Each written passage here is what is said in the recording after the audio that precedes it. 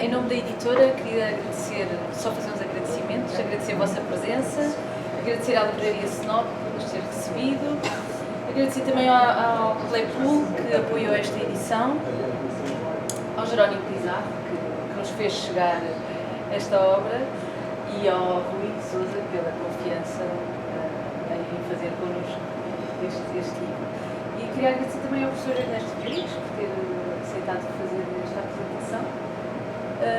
Vou passar já a palavra, que eles é que vão falar sobre livros e depois o Rui falará e no final poderão fazer perguntas e ele dará autógrafos, certamente.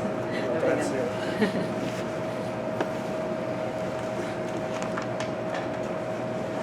Pensei fazer primeiro uma apresentação informal, lembrando os meus tempos de bairro alto, dos anos 79, 80, 81, em que convivi esparsamente com Luís Pacheco, que descia os degraus do restaurante Estilbordo, na Travessa João de Deus, creio que ainda existe esse restaurante, onde nos vendia o chupista sonâmbulo. Dado estar entre eleitos e académicos, quebro a informalidade para ler um texto que depois poderá ser aproveitado por outros fins. Quando eu mesmo e somente eu apresento os meus livros, e há muito deixei de aceitar convites como o que hoje me traz aqui, esta exceção quererá dizer alguma coisa. Rui Sousa faz parte de uma geração de investigadores que exige um posto no universo das letras, onde muitos lugares estão ocupados por pálidos planetas e não por estrelas, que nem as teses e dissertações trazem à luz do dia. Fui a espaços orientador oficioso da tese de doutoramento e membro do júri, de onde sai este volume, doravante uma referência na matéria, para muitos ainda escabrosa. Entre conversas, cedi-lhe, por exemplo, informação sobre Peter Nagy. Quando virem aí um Peter Nagy, 1975, é Nagy, Peter Nagy. E acautelei excessos no corpus. Por outro lado, ele iria aprofundar um assunto sobre que, em parte, escrevi no terceiro ano da faculdade, quando a licenciatura constava ainda de 5 anos, na cadeira de Literatura Francesa 3, ministrada por Fernando Guerreiro. E ambos comparecemos nestas páginas a propósito do Divino Marquês. O meu ensaio sobre os 120 dias de Sodoma, escrito há 45 anos, saiu em 1982, reeditado no excelente número da revista Ideia, de 2016, de onde sou citado, e reproduzido em Literatura Europeia e das Américas, 2020, onde, aliás, incluo artigo sobre 3 diabos no paraíso, um dos quais aqui convocado, Henry Miller. Significa que leituras comparatistas han de trazer a Nazanin e outros ao nosso convívio, bem como entrelaçar-se com exemplos inesperados da pintura ao teatro e ao cinema. Devorei há dias, num só dia, Halfway House, a casa no meio do caminho, traduzida como O Mistério dos Fósforos Queimados, de Ellery Quinn, da coleção Vampiro, clássico de 1936, admirado por Jorge Luís Borges. A vítima, um bígamo com dupla vida e condição, é considerado um libertino. A Netflix regalou-nos com 6 episódios de Anatomia de um Escândalo, 2022, em que o primeiro-ministro e outro ministro do governo britânico se esteiam na omertá de antigos membros do grupo libertinos numa Oxford dissoluta. Há, pois, uma linhagem histórico-cultural numa tipologia que simplificarei em intelectual, libertino intelectual, e de costumes, também ditos libertinos du mundo, quando não debochados, ou erudita, filosófica, político-reformista. Nem todos os artistas, porém, em si conjugam estas variedades. A designação é pouco significativa no domínio da estética, embora o vocabulaire d'esthétique de Étienne Souriau contemple o soneto libertino, também dito irregular, já em 1936, por Agostinho de Campos. A teorização à volta dessas espécies ou modalidades de ser está disseminada em Do Libertino, que na tese se intitulava Do Libertino, Revisões de um Conceito, através do caso de Luís Pacheco, 2019. É instrutivo comparar as duas versões. Desde os agradecimentos a alterações de monta e logo no índice, se trata de uma compactação. Rui Sousa trabalhava com subcapítulos antecedidos de uma síntese global que se arriscava, entrados dos casos em estudo, ao efeito de repetição. Isso agora é evitado, bem como os insistentes balanços em pontos 1, 2, 3 até 8, ainda persistindo aqui nas páginas 41, 42, 48, 50, 184, 5 ou 197. Pedagógica e visualmente, o jogo com os entretítulos resultava bem, mas numa edição comercial requerem-se outras diligências.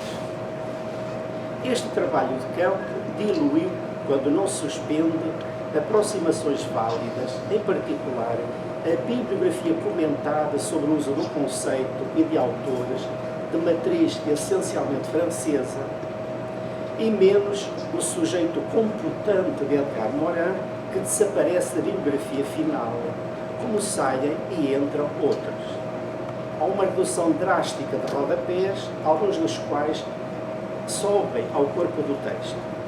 A redação melhorou e mata-se alguma gralha. Na tese, por exemplo, havia uma Beauvoir do XIIe siècle, ou havia um Jacques Lacan.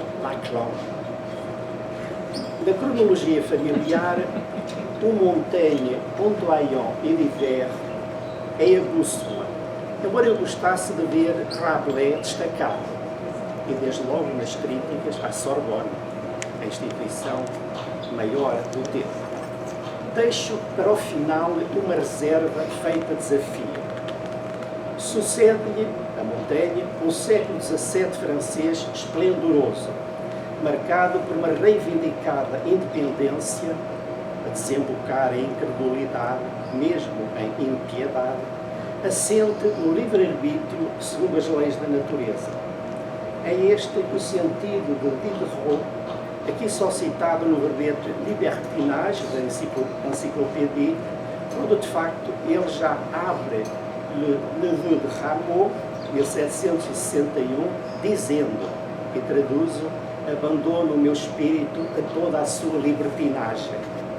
Deixo, Senhor, de seguir a primeira ideia sábia, sage ou louca que se apresenta. Portanto, o Diderot abre assim Le Neveu de Rameau.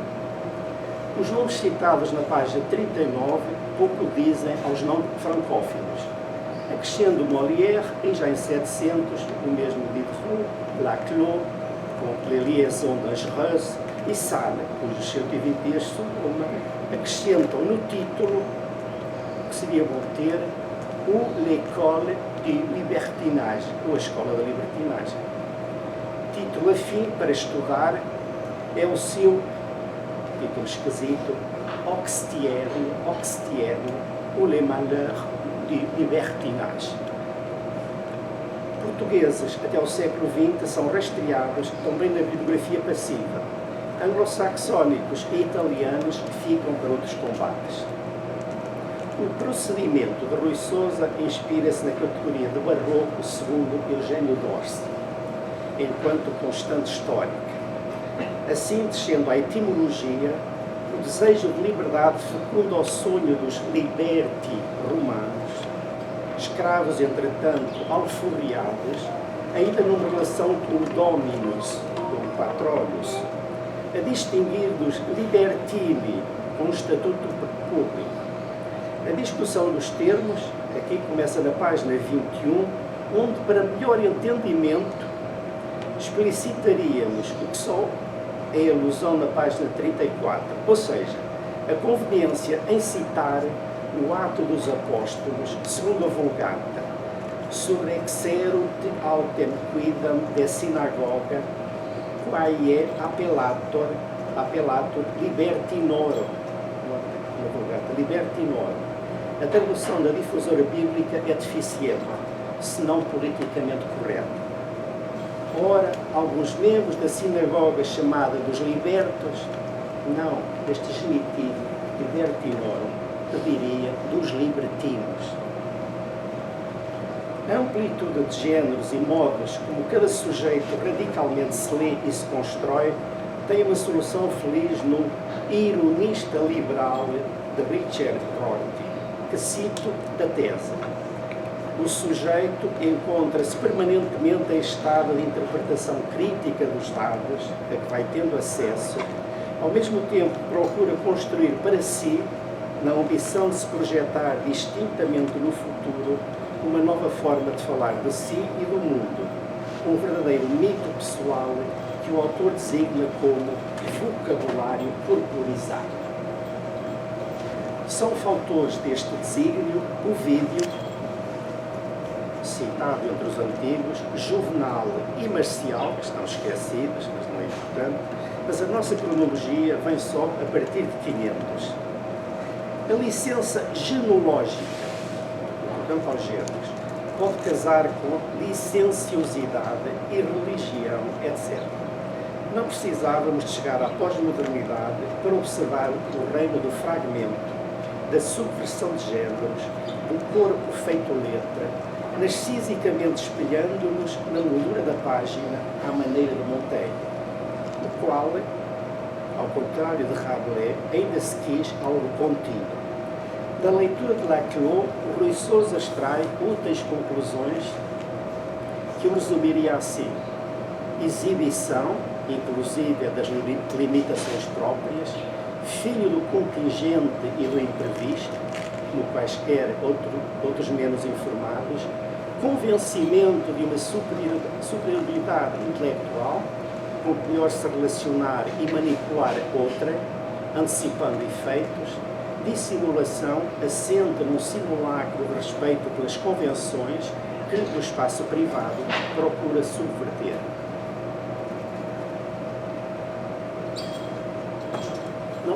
Nesta ordem de ideias, a modalidade ensaística ou dissertativa é privilegiada, ainda que se disfarce de romance epistolar, de poema filosófico à Bocage, de diário a Luís Pacheco, cuja totalidade híbrida, ou livro Pacheco na sua dispersão e possibilidade unificadora em texto, P maiúsculo, como bem disse Sofia Santos, lembra as vagabundagens mentais da pessoa, capítulo a desenvolver na perspectiva libertina, e que aqui já é aflorado. Cito: a vagabundagem, um dos traços fundamentais do temperamento libertino, no que respeita tanto ao exercício da inquietante atividade lúdica do pensamento, como à predileção por uma existência móvel e incerta, constitui a mais proeminente manifestação de recusa ao acomodamento, dando lugar a um encontro privilegiado com o contingente do imprevisível. O sujeito, em pleno estado de potência, acentua a sua disponibilidade para a multiplicidade de estados relativos do ser. Entra-se então na segunda parte com a libertação surrealista face à doxa, dividida entre tutores franceses e já surreal abjecionistas portugueses, a que a terceira parte acrescenta Cesarini e o anti-marialvismo de José Cardoso Pires para enquadrar o neo-abjecionista Pacheco. Em tempos de rebaixamento, o abjeto já se elevava nas encenações ou protagonismos sadianos. Dos antigos regimes ao salazarismo, fraturaram-se identidades, sistemas, fronteiras. O sujeito absorveu o instável, exprimindo sem dúvida de António Maria Lisboa, retomada na pergunta de Pedro Gomes. Que pode fazer um homem desesperado quando o ar é um vómito e nós seres abjetos? Esta negatividade é um mecanismo de defesa, obrigando à denúncia e problematização das mitologias alheias. Explicita Rui Sousa. É o conjunto desses obstáculos e lacunas que determina uma exaustão moral da qual brota a consciência aguda do miserabilismo e com ele de si enquanto ser abjeto. É dessa plena identificação com a própria contingência que emerge a estreita simbiose entre a figura do libertino e a poética da abjeção. Mas, ao outro lado, sou um tipo livre, intensamente livre, livre até ser libertino, que é uma forma real e corporal da liberdade, livre até a abjeção, que é o resultado de querer ser livre em português. O neo-objecionismo exemplar de Luís Pacheco institui, e cito, um território criador pessoal que explora vários modelos, de que se apropria e com os quais dialoga ativamente. Esse espaço de identidade é precário, reconhecidamente contingente, mas bastante para uma contínua automitificação dos seus traços fundamentais, em clave de uma sinceridade a toda a prova, malgrado consequências nefastas. Este título ablativo do libertino é também, podia ser delebertino, é também exemplar, já como pesquisa e discurso ligado a um pensamento, cada vez mais raros na universidade, que abandonei há um ano. Feito o elogio da obra, não esquecerei uma reserva, acima citada, que é desafio. A páginas 128 e 129, vejo Pascal, Blaise Pascal, entre os precursores do surrealismo, sob a máxima bretoniana de ni Dieu, ni maître, nem Deus, nem mestre. Pascal recusando Deus. Entre os meus estoicos celebro Epiteto, um escravo vendido, depois liberto, enfim filósofo libertino, justamente orgulhoso, aspecto que desagradava a Pascal, que não tomava em conta a biografia do Frígio, isto é, do Epiteto.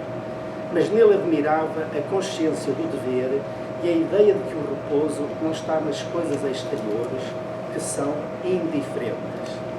Pascal reúne Epiteto a Montaigne, o qual descreve a nossa condição miserável, mas vê-se acusado, Montaigne, de levar à impiedade e ao vício. A imagem do libertino estilhaça-se em Pascal quando deseja conduzir o libertino para a fé, isto é, para a graça divina, única salvação. Os contra-libertinos são também úteis à definição de libertino. Muito obrigado.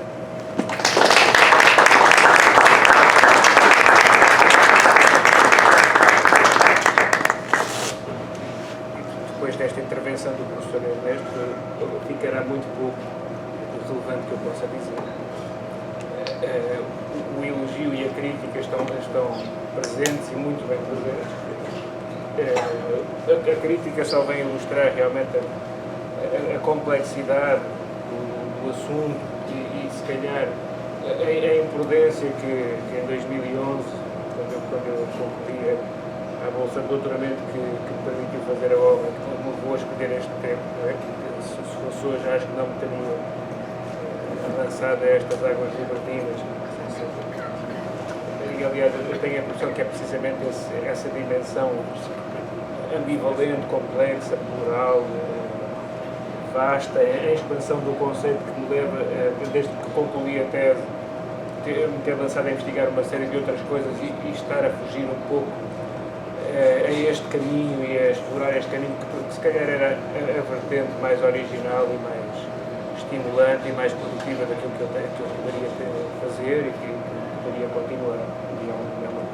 É uma espécie de diálogo interior que eu ainda não tenho, se devo regressar à base ou continuar a dispersar, talvez não seja a melhor solução possível, mas dizendo agora o que devia ter dito há instantes, agradeço a todos a presença, é muito bom estar na companhia de familiares, amigos, da editora que não podia ser, apesar de já existir o primeiro livro, a edição da tese de mestrado, mas esse de algum modo é um livro bebê, este é que é um livro a sério, assim, e não poderia desejar uma melhor companhia nesta viagem, um melhor acolhimento que o Jerónimo Pizarro, que sempre insistiu para que eu não desistisse do projeto, que concluísse, que me lançou entretanto o desafio para fazer outras coisas que já estão também na calha, desejavelmente para saírem na chancela, que será fantástico. Será realmente um outro momento de celebração que espero que nos possa juntar aqui no próximo ano. Agradecer ao Clepul, que realmente tem sido, desde há uma década, há mais de uma década, tem sido uma segunda casa com uma espécie de albergue flutuante, não é? Com uma série de pessoas que vão entrando, saindo, seguindo outras vias, mas ao mesmo tempo deixando um pouco de si no espaço comum e na consciência de quem lá está e de quem, como eu, continua a defender a camisola. E espero que este livro de algum modo possa ajudar a cumprir alguns objetivos que temos todos. E eu gostaria de salientar, e o professor Ernesto fez uma coisa que, na apresentação do livro, fez uma coisa que eu considero fundamental e que, de algum modo, escapa a um certo facilitismo que eu acredito que outros apresentadores potenciais teriam seguido. Seria muito fácil fazer a apresentação do livro a partir do Luís Pacheco e, não sei se repararam, mas praticamente não se falou do Luís Pacheco ao longo de toda, nem da figura, nem do mito, nem das confusões, nem da própria obra de Luís Pacheco. Não se falou do aspecto de Luís Pacheco que seria mais fácil falar e que seria mais fácil, seria muito sedutor reduzir o livro à figura de Luís Pacheco.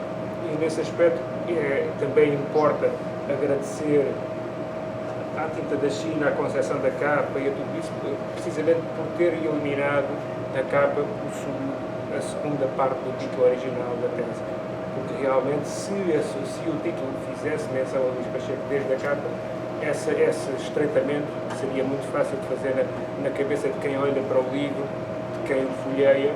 Assim, aqui o que importa realmente é o conceito e o problema que o conceito representa e os imensos mal-entendidos que o conceito nos traz, nos tem trazido, e que realmente é o aspecto fundamental da apresentação, da magnífica apresentação que o professor aqui nos trouxe e que mostrou que sabe bastante mais disto do que eu, e portanto nos 8 anos ou coisa parecida, para mal dos meus pecados, que eu levei a fazer esta trabalhar e este desassossego, que agora tem um resultado feliz, mas que, como todos sabem, esteve longe de ser um parto fácil e, sobretudo, isto é uma espécie de versão final de uma medusa com não sei uma hidra, com não sei quantas cabeças, que, pronto, este aqui até é uma cabeça apresentável. Mas o professor Ernesto sublinhou precisamente essa dupla direção do conceito, o seu duplo significado, o seu duplo alcance, e esse foi realmente o momento decisivo do meu percurso. Quando eu lancei, isto é uma coisa que já vem da tese, eu escolho os meus temas de maneira muito inconsciente. Quando foi o tema do mestrado, eu estava a estudar o surrealismo, nunca tinha ouvido falar do surrealismo, e de repente comecei a ver que todos os surrealistas utilizavam uma palavra, o objeto para aqui, o objeto para ali, depois o objecionismo e tudo isso. E eu perguntei à minha professora, que foi a minha orientadora de mestrado, a professora Fátima Freitas Morno, perguntei-lhe então, e o que é isto de objecionismo, onde é que eu posso ler alguma coisa sobre o assunto? E a professora, na altura, tentou explicar-me o que era isso, do objecionismo, mas disse, não existe nada sobre o assunto, existem os textos dos próprios surrealistas. Ela explicou-me que tem uma ideia que isto será mais ou menos isto, mas não existe nenhum texto teórico sobre o assunto. Então eu, quando tive que escolher o tema do doutoramento, cheguei a essa conclusão, se não existe nada, vai ter que passar a existir alguma coisa. Mas nem consciência de não saber o que era, andei semanas seguidas, a Sofia lembra-se desse percurso, nós andámos semanas seguidas na Hemeroteca, na Biblioteca Nacional, em tudo quanto eram sítios em que poderíamos encontrar livros e coisas sobre o surrealismo, e fotocopiámos e na biblioteca da faculdade, com coisas a virem, a subir e a descerem do depósito, tardes seguidas, a tirarmos fotocópias de tudo que dizia vagamente surrealismo. Até depois de ler aquilo tudo percebi que só teria precisado de ler, de fotocopiar 1/10 daquilo para estudar o objecionismo, mas faz parte. Quando chegou a esta tese, eu, entretanto, tinha lido algumas coisas sobre o Luís Pacheco e sobre o Libertino, que é fundamental. Quem lê o Luís Pacheco e não dá com o Libertino, não lê o Luís Pacheco. E então comecei a interessar-me com é um conceito que parece giro, soa bem.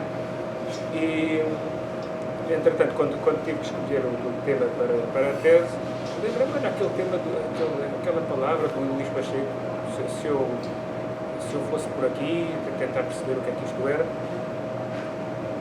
Só que tinha do Libertino aquela ideia que 99,9% das pessoas que ouvem falar do conceito tem a ver com o SAD, tem a ver com Casa Nova, com Almo, é uma questão de pessoas com sexualidades duvidosas, etc. Portanto, todo aquele imaginário que nós hoje temos, que não anda muito longe da ideia que nós hoje temos de surrealismo.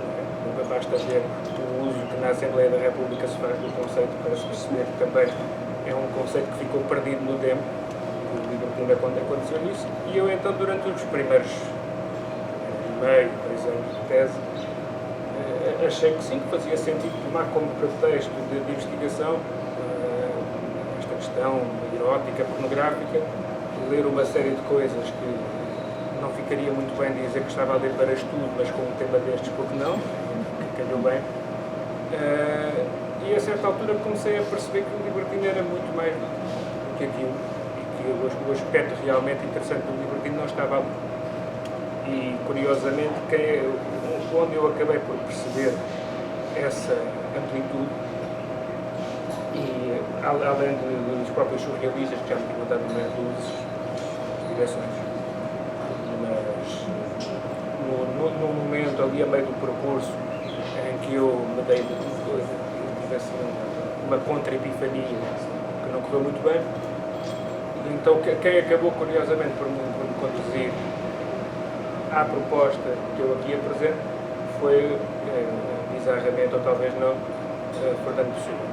Portanto, lembrei-me que eu estava a estudar os libertinos e o surrealismo, a certa altura, durante um momento, desviei-me da rota, lembrei-me de tentar estudar o libertino em Fernando Pessoa, e depois tentei associar Pessoa e Montaigne, e nesta tentativa de associar Pessoa e Montaigne acabei por perceber que Montaigne, todo o contexto envolvente de Montaigne, as influências que Montaigne depois teria no século XVII, são fundamentais para mapear adequadamente o conceito, as suas implicações, os seus múltiplos sentidos, as muitas controvérsias que gera, os desvios, os mal-entendidos, porque depois, quando chegamos ao século XVIII, o Diderot e os enciclopedistas de algum modo se afastam da etiqueta dado o seu arrasto aspecto de negatividade. Depois, o trabalho que desenvolvemos com o professor José Eduardo Franca, a Susana e outros companheiros de aventura no Dicionário dos Antigos, no projeto sobre a cultura negativa, também me trouxe ferramentas muito úteis para pensar estes fenómenos de negatividade que são produzidos muitas vezes por parte da crítica e não dos próprios. E são uma etiqueta de acusação, muitas vezes infundada, porque baseada na perspectiva do inimigo, que depois acaba por se tornar a versão oficial. É um dos conceitos fundamentais para se pensar nesse movimento. E quando regressei depois ao surrealismo, já tinha esta epifania, esta descoberta, e foi muito mais fácil chegar ao Luís Pacheco aqui. Extrair o Luís Pacheco apenas do domínio da libertinagem erótico-pornográfica e levá-lo para a tal libertinagem do espírito, a questão e as implicações desta libertinagem do espírito na criação literária, na transgressão dos géneros literários, na busca de um tipo de literatura que permitisse corresponder adequadamente à experiência vital, ao questionamento epistemológico que o libertino representa. E esta, para mim, é a grande conclusão do livro, e se o livro terá algum mérito, o mérito será ajudar a reciclar de algum modo o conceito e ajudar a torná-lo útil, a torná-lo contemporâneo e, sobretudo, a ajudar a eliminar algum estigma. Há uma série de conceitos fundamentais que estão um pouco ensombrados por estigmas negativos que urge eliminar.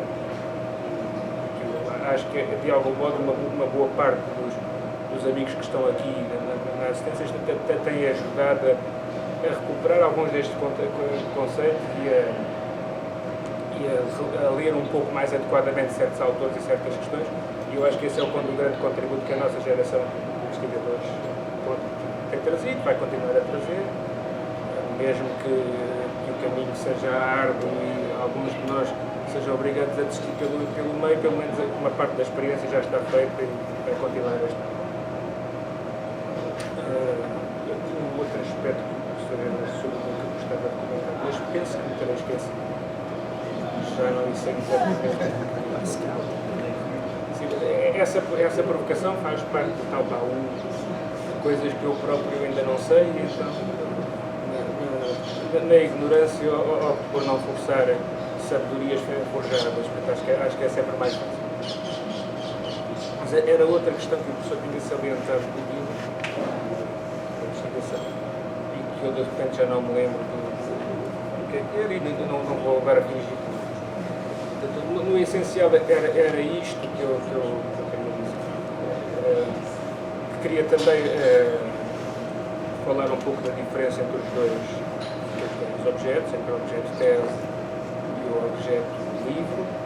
Como todos os que fizeram uma tese sabem, há uma série de exigências que a academia nos coloca, que nos obriga a introduzir nas teses uma série de coisas que são assim um bocadinho, até para nós, bizarrias, cedências a velhas tradições demasiado livrescas e demasiado formalistas e tudo isso, e que quando chega a altura de fazermos um livro, se calhar é o momento Formalístico? Sim, curvalística, essa dependência, tanto que este livro, a última grande querela que eu tive com ele, e a Tinta da China teve muita paciência comigo, foi a questão de eliminar o nós majestado. E chegou quase ao fim com o nós majestado, e eu de repente comecei a pensar, bom, um livro sobre os libertinos, sobre o Luís Pacheco, o nós majestado, e como é que ele não o publicar? Então eu ia caçar nós majestados, que não sei se ficaram todos eliminados, mas se algum estiver por lá, um livro sem gralhas e sem erros também não é um livro, não tem piada nenhuma. Ainda ontem falávamos disso a respeito do livro sobre a obra completa de Ângelo de Lima, que tem lá uma gralha ou duas bem interessantes, o que faz com que seja um livro sério.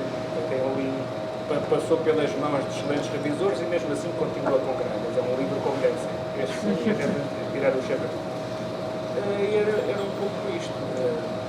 Salientar que, apesar de tudo, foi um gosto ter feito este trabalho, foi um gosto ter partilhado o percurso com uma série de pessoas que foram apurando e permitindo manter a toda.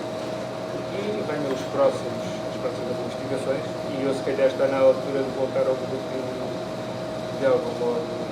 Agora, se calhar, noutra perspectiva, eu começo a achar que a modernidade, os modernismos, seja lá o que isso é, os realismos, beneficiou muito de ser estudados, se calhar, numa dimensão biopolítica e, diga-se, a partir do confronto entre o indivíduo e o totalitarismo. Isso acho que será benéfico pensar nesse sentido e posso ir a pensar nesse sentido. Veremos futuras investigações onde nos vão levar e agradeço a atenção de todos. Foi muito bom, agradeço também à Rosa ter-nos pedido neste espaço sempre magnífico e vamos a ver se conseguimos que a Junta de Freguesia Faria do Monte da Caparica acompanhar um outro debate em torno do livro, seria simpático, mas é curioso que é muito mais fácil convencer a senhora a acolher do que a Biblioteca Municipal da Característica. São coisas curiosas disso. E eu agradeço a todos uma vez mais.